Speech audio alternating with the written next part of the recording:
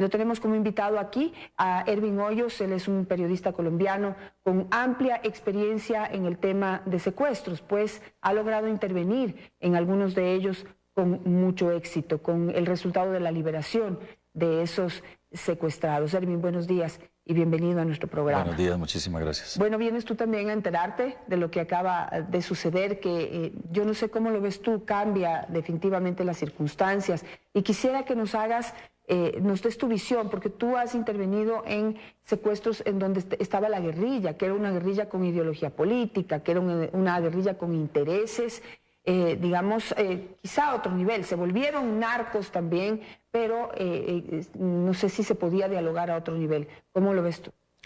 Bueno, esta es la modalidad del secuestro estilo mexicano, en donde se secuestra a personas para imponer el terror, el miedo, para despejar áreas y traficar por allí. Hay que señalar que la parte de la frontera norte de Ecuador ha estado descuidada durante muchos años. Es un territorio baldío para el narcotráfico. No se le prestó atención por distintas circunstancias. Colombia también tiene descuidada esa zona y eso ha creado un corredor estratégico muy poderoso, muy fuerte, a tal punto que ahora, cuando ha habido cambios en los militares, en la cúpula, se han implementado nuevas estrategias, pues se rompieron esos pactos de alianzas que había de corrupción, narcotraficantes, autoridades, y al romperse eso generó inmediatamente una reacción de los carteles, especialmente de Guacho, que él es... Guacho es como el vigilante de las rutas, también compra y vende, pero todos se lucran de esto. Entonces, pero ahí va mi primera pregunta. ¿Un gobierno puede sentarse a negociar con un delincuente de última calaña que en la fila, digamos, en la línea de mando está, pero absolutamente al último? A ver, el gobierno cometió un error y fue haberse dejado poner en el papel de negociador cuando el caso de los periodistas cometieron un error. Y lo cometieron por buena fe, lo cometieron por desconocimiento, lo cometieron por tal vez incluso por considerar que era una labor del gobierno asumir una condición humanitaria con las víctimas, con los periodistas, y se dejaron meter en el papel de negociadores. Ese fue el primer error. ¿Qué deberían haber hecho? El gobierno debió decir lo que acaba de decir el ministro: esto nosotros no vamos a ceder, no vamos a aceptar. Debieron decir: no tenemos nada que ver con los periodistas no son funcionarios públicos, los periodistas son periodistas, hablen con las familias o hablen con el grupo de periodistas de Ecuador, con Fundamedios. Pero eso había sido absolutamente inhumano, eran 3 compañeros nuestros. No es inhumano. Y la verdad, quizás el primer tema es que no sabemos cómo catalogar ese secuestro, pero pues todos esperábamos que el gobierno actúe. Claro, pero el gobierno no es un negociador de secuestrados. Un Estado ante un chantaje como este, si nos ponemos a analizar, es el más débil. ¿Por qué? Porque el gobierno se tendría que someter tanto al chantaje de los secuestradores como a la presión de la sociedad. Y entonces el gobierno va a terminar cediendo, rompiendo hasta la Constitución, las leyes, por ceder al terrorismo. Eso no es viable, eso no es aceptable. ¿Qué hay que hacer? Hay que hacer una estrategia. Y el gobierno no estaba preparado para esto. Debían haber tenido una estrategia. No tienen experiencia en esto. El ministro Navas, yo estuve reunido con él y ellos reconocen, sí, nos ¿por cogieron. qué vamos a tener experiencia si nunca en la vida nos ha pasado? Claro. Siempre la habíamos estado del otro lado, ha sido el problema de los colombianos. Lamentable, por supuesto, siempre nos hemos solidarizado, pero siempre ha sido problema de los colombianos, pero acá de los ecuatorianos no. Ahora sabemos que hubo un desgobierno total durante 10 años. Ahí está el problema. Abandonó más que nunca la frontera, que siempre ha estado abandonada, no es que es novedad, pero en los 10 últimos años se abandonó y se desmanteló a las Fuerzas Armadas, y eso es quizá el golpe más fuerte que estamos enfrentando ahorita, tener que recoger todo del piso, los pedacitos, para ver qué podemos hacer. Pero de acuerdo a su experiencia, ¿qué es lo que ha hecho el gobierno colombiano frente a los secuestros? Porque pues lo hemos visto siempre de lejos, y lo que se ha transmitido, digamos, lo que ha trascendido a nivel internacional son los secuestros de carácter político. Por ejemplo, el de Ingrid Betancourt, o soldados y policías, que también vimos crudas y duras imágenes en manos de las FARC. No, nosotros hemos tenido no solamente secuestros políticos, y también de militares, sino también secuestros económicos. Los secuestros extorsivos en el año 2001 llegaron a 3.174 secuestros en un año. O sea, yo venía ahora escuchando las noticias y el país está conmocionado por los 3 secuestros y asesinatos de los periodistas. Nosotros hemos pasado por muchas masacres de secuestrados en cantidad. Los diputados del Valle fueron masacrados, 11 diputados en estado de indefensión. El gobernador de Antioquia, después de haber sido secuestrado, un gobernador de un departamento fue asesinado un año después con los compañeros que estaban de cautiverio, en donde había un exministro de la defensa y fueron asesinados en estado de indefensión. Policías que estaban cautivos fueron masacrados. Después de pasar 10, 11, 12 años secuestrados, los asesinaron. O sea, nosotros hemos ya vivido este horror, ya sabemos cómo son, cómo es. Aquí hay una efectiva desprevención. Se pensó que el conflicto no iba a trascender la frontera y se descuidó esa parte norte. ¿Qué hay que hacer? Yo le decía al ministro, aquí tienen que actuar. O sea, ante el terrorismo no se puede ceder, no se puede negociar. El terrorismo quiere arrodillar la prensa, poner a los periodistas con esas cadenas, con candados. Era una manera de decirle al periodismo, mire lo que le va a pasar al que se meta aquí. Yo por eso inmediatamente, tan pronto vi la noticia, yo dije, hay que ir a Ecuador, hay que mover la sociedad, hay que mover el periodismo, hay que motivarlos a que incluso hagan presencia allá. Hay que recuperar la línea investigativa que llevaban los periodistas que fueron asesinados. Ellos iban detrás de algo muy grande y por eso los secuestraron y por eso los asesinaron, para callar eso. Yo vine a convocar esa movilización para ir hasta la frontera. Yo no sé qué va a pasar a partir de este nuevo hecho. Yo no sé si los periodistas de aquí les va a dar mucho temor y no vayan. Nosotros estamos en este momento, yo salgo aquí a la entrevista y emprendemos carretera hacia la frontera norte. El gobierno de Ecuador sabe, tiene conocimiento que voy a buscar la manera de recuperar los cadáveres. Vamos a ver qué pasa. Tampoco nos vamos a exponer a que nos pase algo a nosotros. Buscaremos la manera, los métodos. Hay distintas formas de llegar allí y yo espero, si Dios nos concede esa oportunidad, de darle una buena noticia a las familias y al país. A ver, Erwin, realmente debemos ser súper responsables en esto y yo no quisiera, a través de este programa, sembrar esperanzas que después van a resultar en más problemas. Usted tiene mucha experiencia, usted ha participado en muchas negociaciones y ahora nos dice que va a irse hasta la frontera. Yo conozco de eso con un grupo de periodistas que, por supuesto, ninguno estamos dispuestos a dejar de informar. Este es nuestro trabajo y tenemos que seguir haciéndolo. Pero de eso a entorpecer más las cosas con lo que se acaba de conocer esta mañana, ya no sé qué es lo que digan nuestros compañeros, pero pues aquí en este momento estamos viviendo una etapa de mayor libertad y seguramente pues se permitirá que cada medio de comunicación, cada periodista decida qué hacer. Pero, a ver, ¿en qué podemos aportar? O sea, si vamos a hacer algo, que sea algo que aporte. ¿Usted va a ir a la frontera y va a hacer qué? A ver, nosotros vamos un grupo de periodistas, venimos periodistas extranjeros y hemos invitado a los que quieran ir. Esto es una invitación libre, abierta, todos estamos asumiendo cuenta y riesgo. Cada uno nos financiamos con nuestros propios recursos, aquí nadie nos está apoyando, no hay organizaciones, menos el Estado. Lo estamos haciendo a modo propio, ir a la zona y buscar unos contactos que se han hecho ya previos, que esperamos nos den resultados. La zona está asegurada, la zona está acordonada tanto por el lado ecuatoriano como por el lado colombiano. Este secuestro no se dio hoy, este secuestro se está conociendo hoy. Pero este secuestro ya lleva días allí. Esto ocurrió hace días atrás. Hasta ahora están mandando la comunicación, están presionando al gobierno. Pero esto es más una forma de ganar ventajas en el terreno para mover droga. No hay más que esto. Allá tampoco son 2.000 ni 3.000 guerrilleros los que están allí. Es un grupo muy pequeño. Que esto genera mucho miedo, que genera mucho temor, que cuando la gente desconoce las estrategias en el terreno, cuando no se conoce cómo operan los grupos armados, pues todo el mundo se asusta.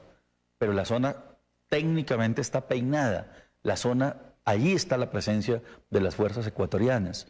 Ahí no hay resistencia de fuego, o sea, ahí no se va a encontrar una guerrilla de 2.000, 3.000 o 1.000 o 500 o 100 respondiendo el fuego del ejército. O sea, ahí no ha habido un solo tiro. Y no va a haber porque no están allí, ellos tampoco son pendejos, ellos no se van a hacer matar. Ellos generan estas acciones que son acciones selectivas de impacto a la sociedad para generar miedo. Y para generar presión. Y para generar presión. Es más, yo me atrevería a decir que incluso ni siquiera están ahí. O sea, no están allí. Eso está, la zona está libre. Por eso yo digo que es posible que encontremos el conducto, el contacto que nos lleve a ubicar los restos. Ahora, Edwin, ¿cuál es la diferencia y también para poder medir hasta dónde usted se va a exponer ahora? No estamos hablando de guerrilla. Usted lo dijo al inicio, estamos hablando de narcos mexicanos, o sea, colombianos, pero que trabajan para los narcos mexicanos. Sí, le venden a los narcos mexicanos. Y estamos viendo lo que ha ocurrido en México. Realmente no han podido controlar a ese terrorismo y han sido muchos los periodistas que han muerto y muchos los ciudadanos que también han muerto en manos de ya decenas de carteles. Aquí dicen que hay 18 carteles presentes en esta frontera. A ver, yo le explicaba anoche al señor ministro que aquí los carteles son compradores. Traficar drogas por Colombia es demasiado costoso porque hay demasiados retenes y muchos controles. Cuesta mucho más mover una tonelada de droga dentro del territorio colombiano que moverla por el territorio ecuatoriano. Por Ecuador, como ha sido un territorio libre, pues cuesta mucho menos. La tonelada se reduce más o menos en el 30% del valor que si la mueven por Colombia. Por lo tanto, los compradores se van hacia el lado ecuatoriano para comprarle a los productores allí. Entonces, este se vuelve el mercado de lo más barato, teniendo en cuenta que es la droga que sacan de la más alta calidad, pero ahí es 30% más barata. Todos esos cárteles vienen con sus grupos armados a traer el dinero, porque es que además mueven plata en efectivo. Ahí no se puede meter un tipo que viene con 10 millones de dólares que en una mochila. O sea, ahí tienen que meterse muchas personas llevando esos dineros y trayendo un esquema de seguridad que los protege. Entonces, son redes, son bandas que están circulando en esta zona. Esos grupos son los que vienen a comprar y los otros son los que producen. Entonces, es un escenario de transporte. El río Mataje se ha vuelto una autopista en donde transitan con lanchas cargadas que han llegado a mover hasta 60 toneladas. O sea, eso es demasiado dinero en el mercado internacional, en el mercado de las mafias. Y al romperse esas estructuras, están haciendo lo que han procedido a hacer. Entonces, ¿qué estamos buscando nosotros? Yo también trabajo con la recuperación de cadáveres y de desaparecidos en México, en Salvador, en Guatemala. Nosotros tampoco es que nos vamos a meter allá. O sea, esto se maneja con contactos. Esto se maneja con los contactos. Contactos que resultan al final siendo efectivos, exitosos. Hemos logrado recuperar muchos restos. Yo no debo avanzar más allá de lo básico para que ustedes entiendan que hay unos trabajos adelantados que yo espero. En esto hay que confiar en Dios, hay que tener suerte, hay que esperar que las circunstancias también lo permitan. Le he dicho al ministro, necesitamos que no nos restrinjan la movilidad, nos vamos a buscar mover por las zonas ya controladas, más aseguradas, a donde no podamos entrar nosotros, entrarán personas de la región que se comprometan a ir a hacer también esa labor de búsqueda. Entonces, esto tiene unas técnicas. A ver, ¿y cómo debe actuar la sociedad ecuatoriana y el gobierno ecuatoriano frente a lo que estamos viendo? Porque se supone que ya mataron a nuestros compañeros periodistas y el siguiente paso era dejar que entre la Cruz Roja Internacional para que saque los cadáveres y esa parte de este nefasto capítulo se termine. Pero ahora lo que estamos viendo es que están queriendo negociar con los cuerpos. Claro, Lo cual es lo más bajo que pueden hacer. ¿Y cómo respondemos? Es difícil ceder ante eso. Sí, efectivamente, ellos están buscando ahora ponerle precio a los cadáveres, chantajear con los cadáveres al gobierno, y eso es de lo que el gobierno tiene que evitar caer en ese chantaje. Por eso yo considero que se tienen que buscar vías alternativas, tanto de negociación de los secuestrados como vías alternativas para la recuperación de los mismos. La Cruz Roja, el 6CR, actúa en la medida que las dos partes lo permitan. En este caso, Guacho tendría que comunicarse con el 6R y pedirle que intervengan, y el Estado ecuatoriano o el Estado colombiano, si es que están del lado colombiano, con la anuencia de las dos partes, el 6R actúa. De lo contrario, no lo hacen porque eso hace parte de los protocolos. En el caso de las labores y de las misiones que nosotros realizamos, las hacemos con otros métodos, de otra manera. Y es que lo hacemos, digamos, con vías de penetración interna. ¿Qué significa eso? Que acudimos a personas incluso cercanas a la misma organización, personas que hasta allí estuvieron en cárceles y que pertenecieron al grupo, que nos pueden facilitar unos accesos, que podemos servir de garantes para que haya un canal confiable y si es el caso, pues hacer un contacto directo lo haríamos. Yo se lo solicité al señor ministro, le dije, yo necesito que haya una licencia, un permiso de tipo jurídico. ¿Por qué? Porque yo no sé, en 2, en 3, en 5 años aparecen imágenes o aparece Guacho, lo capturan y dice, sí, es que yo me reuní con Ervin Hoyos y me termine saliendo una medida del Interpol. Entonces yo tengo que tener una medida, una garantía jurídica y estamos también en eso. Ervin, para poder conocer la dimensión de lo que de lo que tú has hecho, Ervin, tú en secuestros, digamos, en algunos de los secuestros en los que tú has participado, ¿has tenido contacto con el Oliver Sinisterra, con este grupo que antes era de las FARC y ahora es disidente de las FARC? Bueno, el Oliver Sinisterra es un grupo muy nuevo, nace de una columna que era la Daniela Aldana de las FARC. La Daniela Aldana pertenecía al bloque occidental al mando de Pablo Catatumbo. Estaba Pacho Chino, estaba Walter Mendoza, que eran los jefes de este grupo. Y este grupo se separa dentro del proceso de paz del bloque occidental y vale la pena señalar lo siguiente, mire, viene Daniel Aldana. ¿Quién era Daniel Aldana? Era un guerrillero que pertenecía al Estado Mayor de las FARC y que fue asesinado en el año 97, si no me equivoco, fue asesinado en una negociación de drogas con el cartel del norte del Valle. Estaban negociando un cargamento de drogas en un hotel y llegaron ahí y lo mataron. O sea, era un narcotraficante armado. Ese era Daniel Aldana, ¿sí?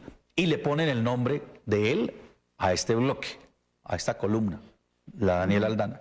Y luego viene Oliver Sinisterra, que es otro guerrillero que también murió en las acciones de narcotráfico. O sea, si nos damos cuenta, los nombres de estos grupos hacen homenaje a narcotraficantes que estaban armados y que también eran narcotraficantes. Ahí viene la Oliver Sinisterra. Es un grupo nuevo que era un guerrillero que pertenecía a la Daniela Aldana y Guacho le pone el nombre de Oliver Sinisterra.